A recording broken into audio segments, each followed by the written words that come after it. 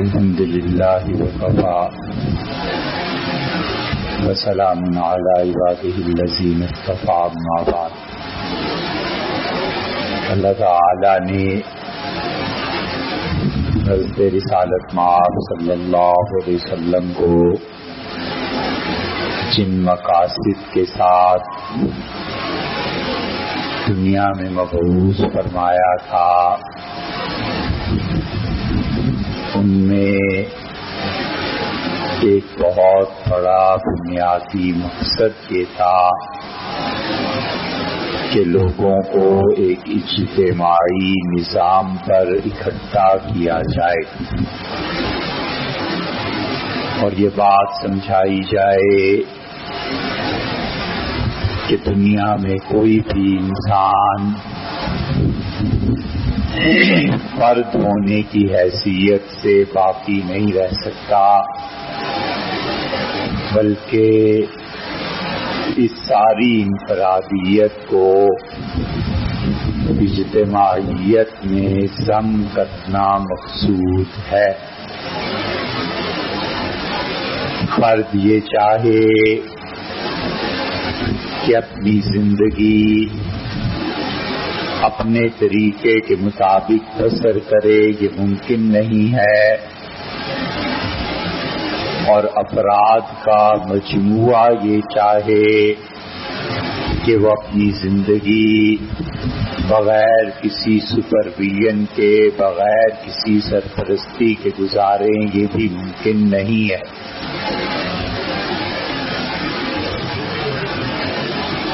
اور اسی لیے حضور اقدس صلی اللہ علیہ وسلم نے معاشرے کی اجتماعی تشکیل فرمائی. فرد یہ چاہے کہ وہ اپنی زندگی میں کھانے پینے میں آزاد ہے اور جو چاہے سو کھائے، تو اسے اس بات کی اجازت نہیں دی جا سکتی، اسے لامحالہ اجتماعیت میں ضم ہونا ہے. ایک فرد یہ قسم کھا لے اور طے کر لے کہ وہ ہمیشہ ہرن کا گوشت کھائے گا، تو وہ اپنی اس قسم میں ناکام رہے گا، اس لیے کہ یہ گوشت مارکیٹ میں ہر دن اویلیبل ہے ہی نہیں. تو لامحالہ اسے اجتماعی زندگی کے ساتھ منسلک ہونا ہے اور مارکیٹ میں جو گوشت اویلیبل ہے اسے کھانا ہے. اسی طرح اجتماع یہ چاہے کہ جو کچھ بھی ان کی عقل کام کرتی ہے اس کو اپنے ملک اور اپنے معاشرے کا قانون بنا دیں اور عقل کو اتنی کھلی چھٹی دے دیں کہ وہ جو چاہے سو ان سے منواتی رہے. تو یہ ایک عقل جو غلام ہے، یہ کبھی بھی ایک اجتماعی معاشرے کو فلاح اور کامیابی سے ہمکنار نہیں کر سکتی. وجہ اس کی یہ ہے کہ عقل خود اپنے مسلمات کے تابع ہوتی ہے اور عقل نے جو چیزیں تجربے سے سیکھی ہوتی ہیں وہ اس کی محکوم ہوتی ہے، اور عقل خود پابند اور قید ہے اپنے ہی بنائے ہوئے قوانین کی. اس لیے یہ ہو نہیں سکتا کہ کوئی بھی ایسا معاشرہ تشکیل پائے جس کی حاکم اعلیٰ صرف اور صرف انسانی عقل ہو. اللہ نے انسان کی فطرت میں جو چیزیں رکھی ہیں، فطرت کبھی بھی ان سے ہٹ نہیں سکتی، اور جو لوگ محض عقل کی بنیاد پہ دنیا کا نظام چلانا چاہتے ہیں، اگر وہ دلیل دیں گے تو جہالت پہ مبنی ہوگی، اور ان سے دلیل طلب کرنا وہی کرے گا جو بے وقوف ہو۔ اللہ کے جتنے بھی دین آئے وہ فطرت کی بھی راہ پر تھے اور ہدایت کی بھی راہ پر تھے، اور ہر وہ چیز جو اللہ نے انسانوں کی فطرت میں رکھی ہے، جب اس کی تصدیق ہدایت کرتی ہے تو وہ خدا کا دین ہے۔ اللہ کا دین ان دونوں چیزوں سے مرکب ہے۔ خدا کے دین کی ہمیشہ تشریح کرتے ہوئے انسان کو فطرت کو پیش نظر رکھنا چاہیے، اور فطرت کے بعد ہدایت کی راہ یعنی وحی اس کی تصدیق کرتی ہے۔ اس لیے رسول اللہ صلی اللہ علیہ وسلم انسانی نفسیات اور انسانوں پر جو اللہ کا حکم نافذ کرنا تھا اس میں اس حد تک حقائق پر نظر رکھتے تھے کہ انہوں نے کبھی بھی غیر فطری نظام کی تصدیق نہیں فرمائی، اور اپنی امت کو اور صحابہ کرام رضی اللہ عنہم کو سمجھایا کہ دیکھو ہمیشہ فطرت پر قائم رہنا، اور فطرت کی تصدیق جب وحی کرتی ہے تو بس یہ اسلام ہے اور یہ دین ہے۔ 3 آدمی آئے۔ اب یہ فطرت اور ہدایت کا آپ آپس میں ربط دیکھیں کہ کیسے بنتا ہے۔ اور ان تینوں نے کہا کہ رسول اللہ صلی اللہ علیہ وسلم کتنی عبادت کرتے ہیں، محبت تھی، تعلق تھا، اور صحابہ کرام رضی اللہ عنہم پر حقیقت میں صرف ایک ہی رنگ غالب تھا۔ لوگ ان کے مختلف رنگوں کو ثابت کرتے ہیں کہ فلاں آدمی اتنا بڑا ذہین تھا، ان کی خلافت میں یہ چیزیں ہوتی رہیں، اور فلاں اتنا بڑا سپہ سالار تھا، اور فلاں ایسا اور فلاں ایسا۔ وہ سب کے سب جہاں پہنچ کر گم ہو جاتے ہیں، اور سب کے سب جہاں پہنچ کر بالکل اپنے وجود کو تج دے کے ختم ہو جاتے ہیں۔ وہ صرف ایک رنگ تھا، اور وہ رسول اللہ صلی اللہ علیہ وسلم کی محبت تھی، اور بس۔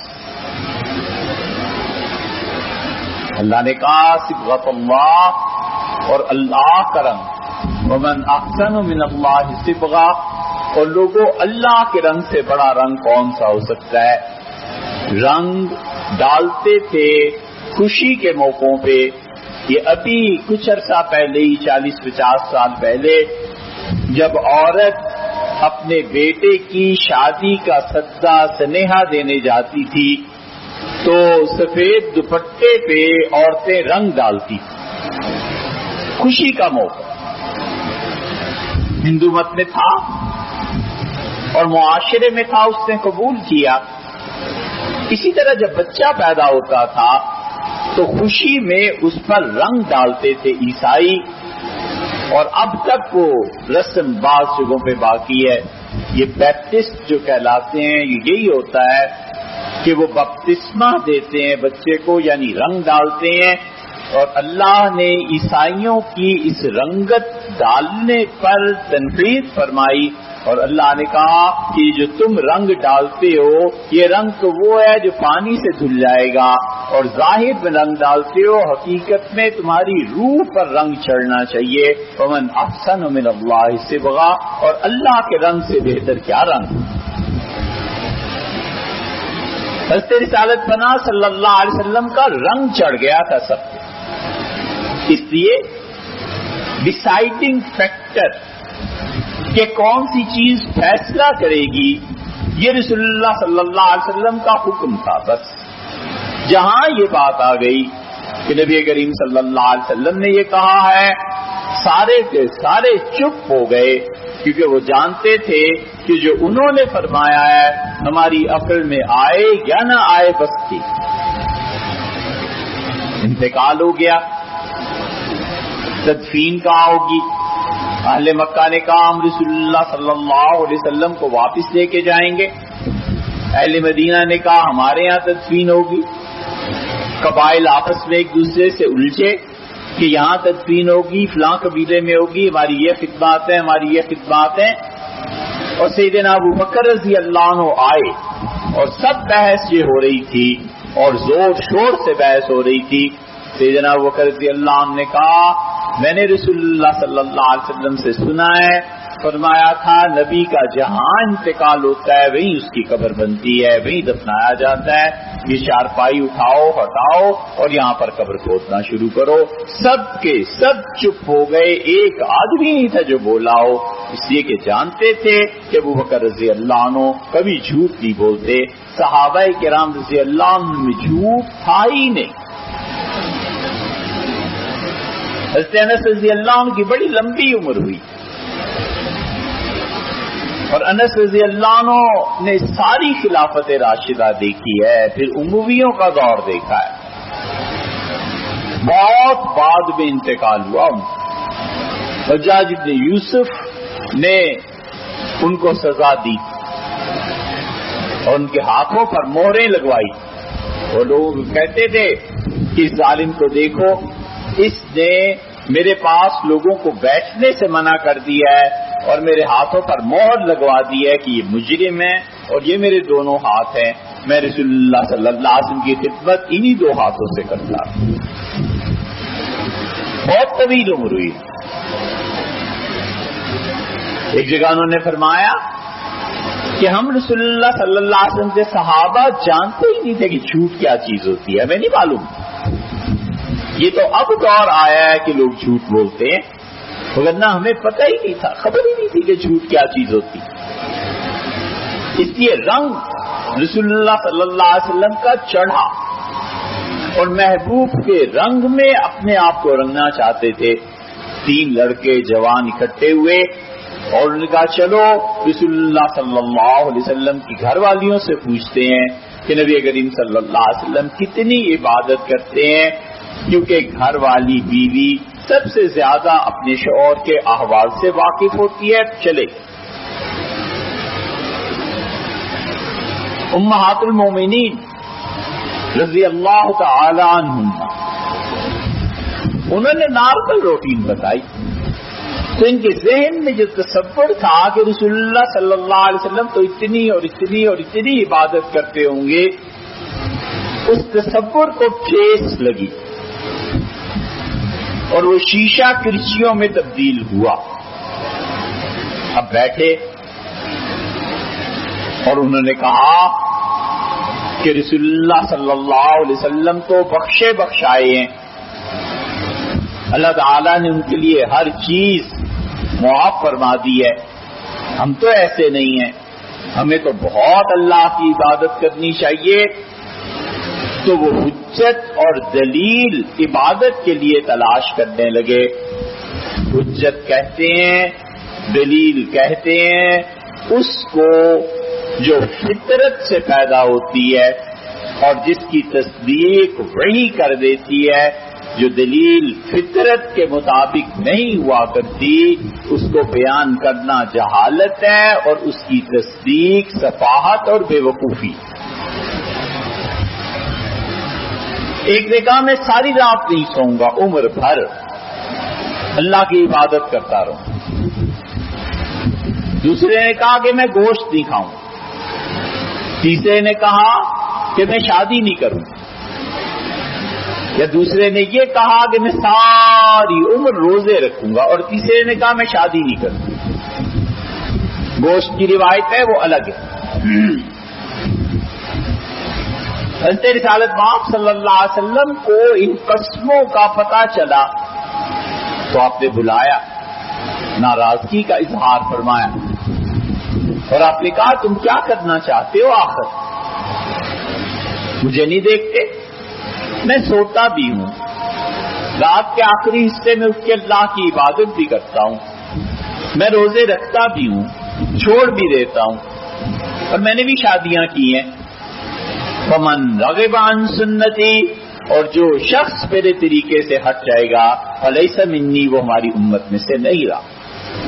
یہ فطرت ہے جس کی طرف دعوت دی رسول اللہ صلی اللہ علیہ وسلم نے اور بتایا کہ انسان کی فطرت میں یہ چیز شامل ہے کہ اسے سونا ہے، دن کو سوتا ہے کہ رات کو سوتا ہے. اللہ نے رات سونے کے لیے بنائی ہے، لہذا تھوڑی دیر سو جاؤ. جتنے یہ لوگ رات کو جگتے ہیں ان میں کتنے ہی ایسے بزرگ تھے جو تھوڑی دیر کے لیے رات کو سو جاتے تھے، کہتے تھے کہ اللہ نے فرمایا ہے کہ ہم نے رات کو سونے کے لیے بنایا ہے. اللہ کا ادب اور احترام یہ ہے کہ اللہ کے لیے رات کو تھوڑی دیر سویا جائے. ادب اور احترام کو وہ اس حد تک لے گئے تھے کہ اللہ نے فرمایا لہذا سویا جائے. ایک مومن آدمی جب علم کا رنگ چڑھتا ہے اور رات کو اس نیت سے 4 گھنٹے یا 8 گھنٹے سوتا ہے کہ اللہ نے کہا ہے رات آرام کے لیے مجھے سو جانا چاہیے، یہ اس کا سونا خدا کے حکم کی اطاعت، بندگی اور عبادت ہے. اللہ کہتا ہے سبح بحمد ربک حین تقوم، اور جب تم اٹھو تو اللہ کی تسبیح اور ہم دونوں بیان کرو. کہاں سے اٹھو؟ مفسرین کہتے ہیں جب بیٹھے ہوئے اٹھو تو یہ جملہ کہو سبحان اللہ و بحمدہ. اور بہت سے مفسرین لکھتے ہیں کہ جب تم سو رہے ہو تو سونے کے بعد تم اٹھنا چاہتے ہو بستر سے، کسی حال میں بھی ہو، پاک ہو کہ ناپاک ہو، کچھ بھی ہے، ہر حال میں جب اٹھو تو پہلا جملہ زبان سے سبحان اللہ و بحمدہ نکلنا چاہیے. اللہ نے کہا حین تقوم، جب تم اٹھو تو اس وقت اللہ کی تسبیح ہم کو ملا کر بیان کرو سبحان اللہ و بحمدہ.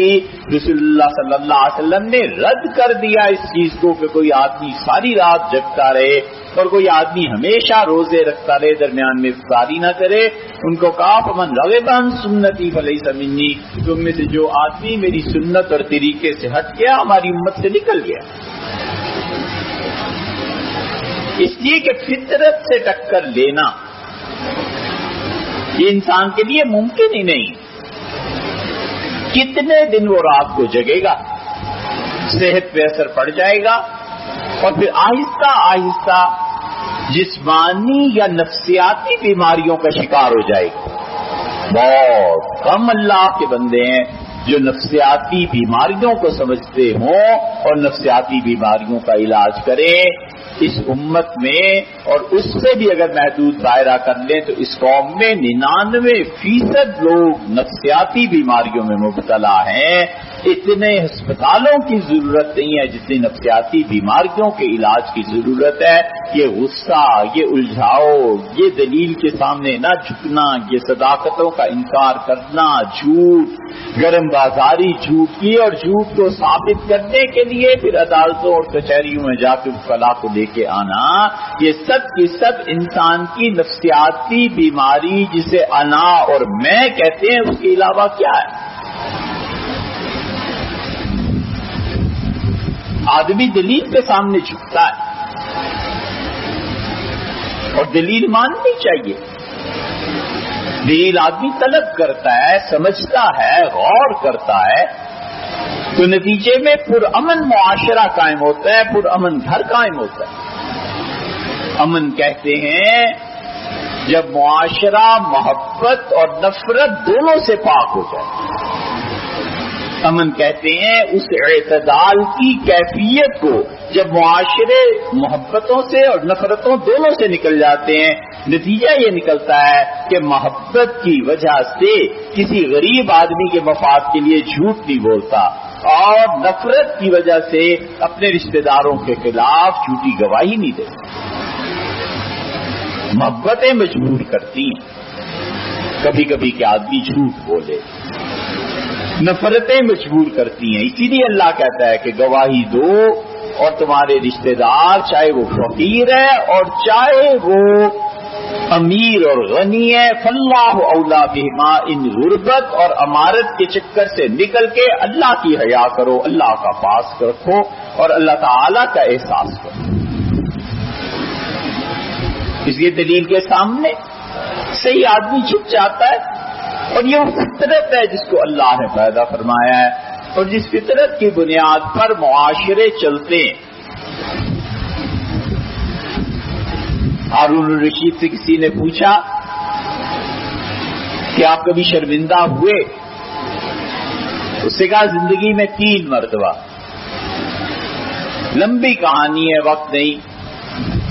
اور اس سے پوچھا کب شرمندہ ہوئے؟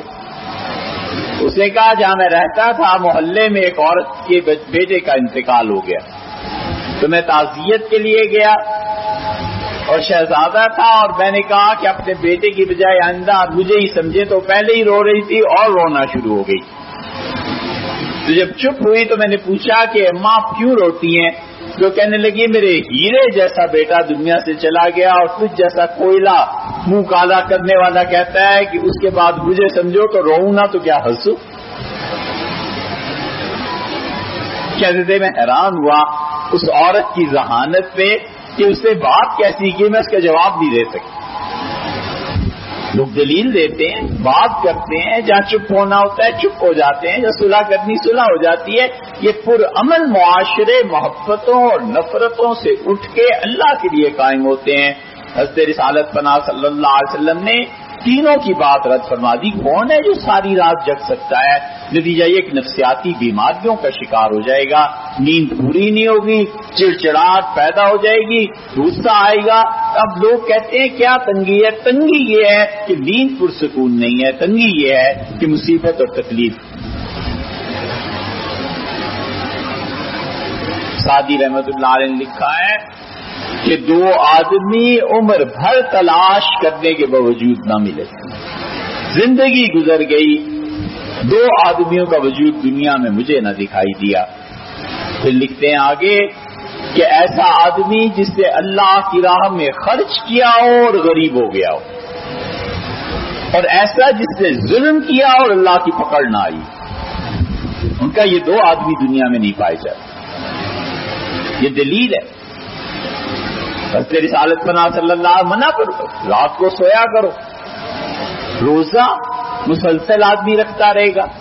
روزہ جب مسلسل رکھتا رہے گا تو اس سے جو جسمانی طور پہ بھی بیماریاں ہو سکتی ہیں اور نفسیاتی طور پہ بھی اس کا علاج. اور شادی نہ کرے. انسان جب فطرت سے ٹکراتا ہے اور ایسی چیزوں میں تو پھر اللہ سنبھال لے کسی کو، وگرنہ کوئی شخص گناہ کے بغیر پھر نہیں زندگی بسر کر سکتا. اس لیے رسول اللہ صلی اللہ علیہ وسلم نے تینوں کو رد فرما دیا اور آپ نے کہا میرے طریقے سے اگر ہٹو گے تو میری امت میں سے نہیں رہو گے. تم دیکھتے نہیں ہو کہ یہ سب چیزیں مجھ میں ہیں، میری شادیاں بھی ہوئی ہیں، کھاتا پیتا بھی ہوں، روزے چھوڑ بھی دیتا ہوں، رکھتا بھی. اس لیے انسانی فطرت میں دین شامل، اور دین جو فطرت میں شامل ہے وہی اس کی تصدیق کرتی ہے. جب وہی تصدیق کرتی ہے فطرت کی تو یہ راہ فطرت اور راہ ہدایت یہ دونوں مل کے اسلام کی تکمیل کر دیتی ہیں. اس لیے اسلام کبھی ایسا حکم نہیں دیتا جو انسانی فطرت کے خلاف ہو. رسول اللہ صلی اللہ علیہ وسلم نے جہاں جہاں بھی شدید رد فرمایا ہے غیر فطری چیزوں کا رد فرمایا کہ فطرت میں شامل نہیں، یہ جانوروں کی بات ہے، یہ انسانوں کی بات نہیں ہے. رد فرما دیا کہ مت بگاڑو اللہ کی بنائی ہوئی فطرت کو. اسی لیے اللہ فرماتا ہے فطرت اللہ التی فطر الناس علیہا. اللہ کی ایک سنت اور فطرت ہے جس میں اس نے پیدا کیا تھا، اور اس فطرت میں شامل ہے کہ فرد تنہا نہیں رہ سکتا، وہ لامحالہ اجتماعی زندگی بسر کرے گا. اجتماعی زندگی میں جب آئے گا تو فطرت ناگزیر ہے. فطرت عقل کے تابع نہیں ہے، فطرت وحی کے تابع ہے. اس لیے جتنے یہ لوگ کہتے ہیں نا کہ دین کا مملکت سے کیا تعلق ہے، وہ در حقیقت یہ چاہتے ہیں کہ اپنی فطرت کو عقل کے تابع کر دیں، فطرت کو وحی کے تابع نہ کریں. یہ اصل مرض ہے. سیدنا ابو بکر رضی اللہ عنہ جمے اور رنگے ہوئے تھے رسول اللہ صلی اللہ علیہ وسلم کے رنگ میں، اس حد تک رنگے ہوئے تھے کہ گویا رسول اللہ صلی اللہ علیہ وسلم قبر مبارک میں تشریف فرمائے اور اشاروں سے بتاتے جاتے ہیں کہ وہ اگر یہ کرو یہ کرو یہ کرو. سیدنا ابو بکر رضی اللہ عنہ نے پوری زندگی اس اجتماعی تشکیل پہ بعد میں لگائی ہے وفات کے حضرت صلی اللہ علیہ وسلم کے، اور ایک ریاست قیام پذیر ہوئی. ایک فطرت کا وجود جو وحی کے تابع تھا، عقل کے تابع نہیں تھا، وحی کے تابع تھا، اس کو انہوں نے نافذ کیا. انشاءاللہ اسی موضوع پہ آئندہ بھی بات کریں.